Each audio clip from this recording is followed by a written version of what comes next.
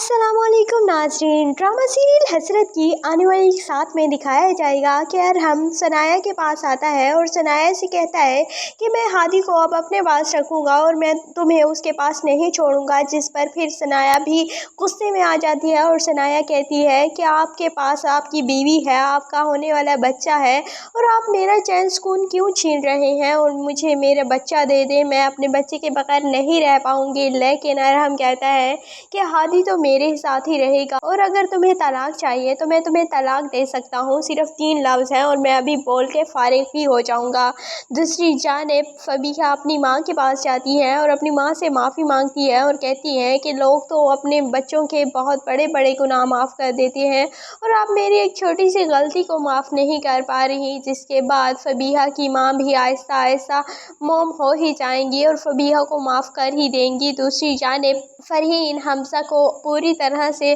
काबू करने की कोशिश कर रही है और हमज़ा भी अब आहिस्ता आहिस्ता फरहीन का आदी होता जा रहा है। जब फरहीन कहती है कि मैं खुदकुशी कर लूँगी तो इस पर हमज़ा कहता है कि तुम ऐसा कभी करने का सोचना भी नहीं, क्योंकि तुम ऐसा नहीं कर सकती। जिस पर फिर फरहीन कहती है कि क्या मैं मर जाऊँगी तो तुम्हें तकलीफ़ होगी, जिस पर फिर हमज़ा कोई भी जवाब नहीं देता, लेकिन उसका यही मतलब था कि उसे तकलीफ़ होगी। दूसरी जानिब हमज़ा फरहीन से कहता है कि मैं तुमसे जब तक अपने दिल की बात ना कह दूँ मेरा दिल का बोझ हल्का ही नहीं होता। इस पर फरहीन तो बहुत खुश हो जाती है कि आहिस्ता आहिस्ता हमज़ा उसकी कदर करने लगा है और उसके बारे में सोचने लगा है। और फिर हमज़ा से फरहीन वादा भी ले लेती है कि